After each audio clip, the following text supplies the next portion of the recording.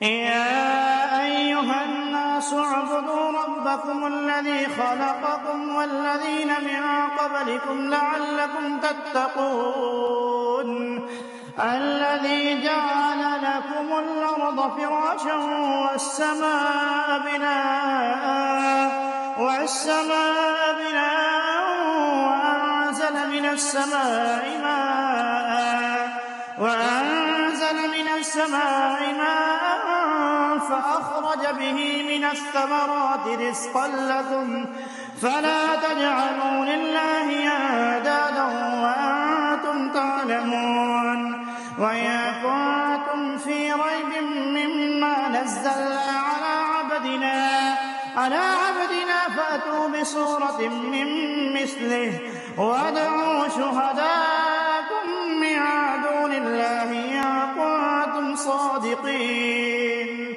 فإن لم تفعلوا ولا تفعلوا فاتقوا النار التي وقودها الناس والحجارة أعدت للكافرين وبشر الذين آمنوا وعملوا الصالحات أن لهم جنات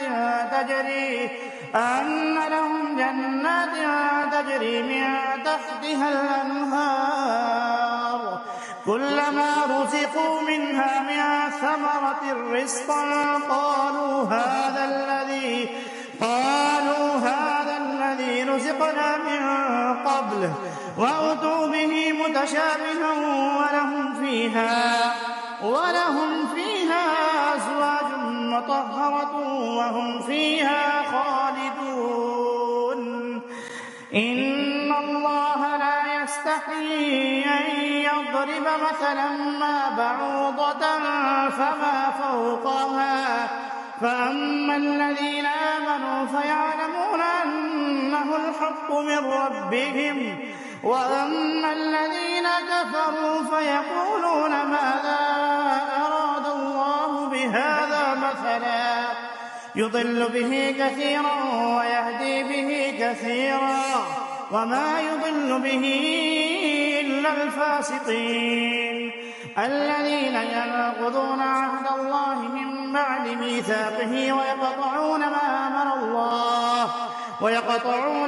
أمر الله به أن يوصل ويفسدون في الأرض أولئك هم الخاسرون كيف تكفرون بالله وكنتم أمواتا فأحياكم ثم يميتكم ثم يحييكم ثم إليه ترجعون هو الذي خلق لكم ما في الأرض جميعا ثم استوى إلى السماء فسواهن 7 سماوات وهو بكل شيء